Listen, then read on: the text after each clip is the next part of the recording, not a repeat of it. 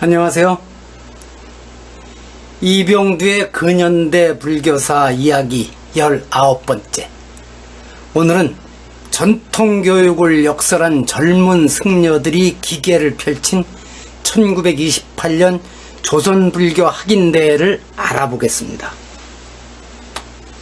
첫째, 불타의 구제자의 중심자로 큰 임무와 굳건한 행실을 가지자. 둘째, 시대에 적응한 교화 방법을 만들자. 셋째, 불교 조선의 건립에 필요한 모든 경비를 통일적으로 준비하자. 넷째, 불타의 자리 이타의 불지를 몸으로 실천하기 위하여 불교 교육제도의 확립을 기하자. 위 네 가지 다짐은 청담, 운허 스님 등이 주도하여 1928년 3월 14일에서부터 17일까지 현재의 조계사 자리에 있던 각 강사에서 개최한 조선 불교 학인 대회에서 채택한 강령입니다.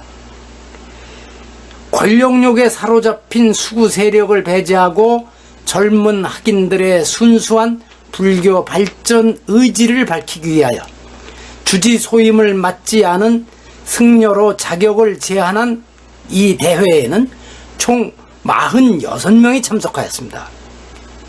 사진에 보이는 참석자들의 다부진 자세와 빛나는 눈빛에서 학인들의 의지와 간절한 마음을 쉽게 읽을 수 있습니다. 머리를 기르고 양복을 입은 해외 유학파 승려들과 대조적인 이 사진에서 이 대회가 전통 강원에서 공부하던 학인들 중심으로 개최되었음을 확인할 수 있습니다. 19세기 말부터 일본 불교가 몰고 오는 거센 파도 앞에서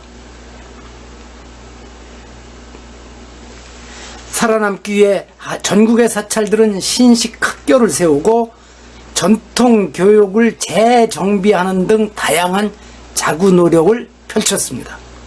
근대적인 학교를 세우고 그에 맞추어 교과 과정을 편성하여 변화된 세상에 적응하는 포교사 양성에 주력해야 한다고 주장하는 쪽이 있는 반면에 전통 수어에 방점을 찍고 강원교육 정상화를 강조하는 보수파도 있었습니다.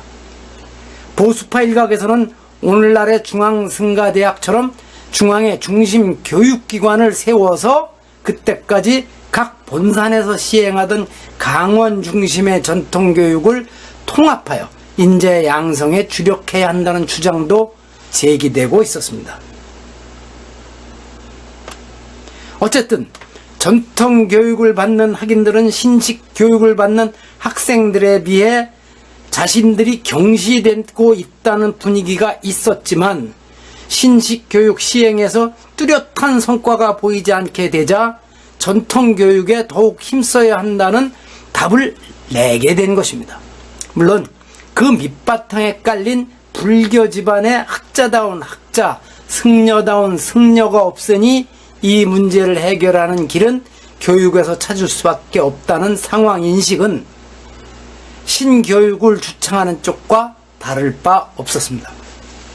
따라서 전통교육의 위기에서 대회가 촉발되었지만 진지한 논의 결과 학인들은 전통에 충실하되 방법에 있어서는 신학문을 수용하기로 결의하고 그에 따라 중등과의 조선불교사, 조선역사, 조선지리, 동물학, 식물학, 광물학, 생리학, 수학, 일본어 등을, 고등과에는 세계 종교사, 인도 철학, 철학개론, 세계 지리, 역사, 경제학 등의 과목을 신설하였습니다.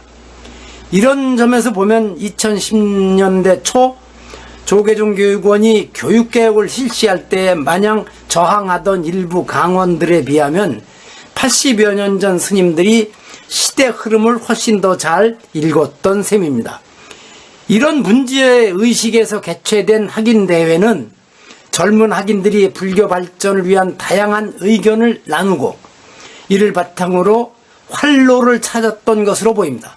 그리고 참가자들의 의지를 담아 앞에서 말한 4가지 강령을 채택하고 30대 후반에 운허 스님을 의장으로 선출하였었는데, 스님은 경전 번역과 역경사 양성, 동국역경원 설립, 광동학원 설립 등 이 대회의 강령을 실천하는 학인대의 산 증인으로 남은 일생을 살았습니다.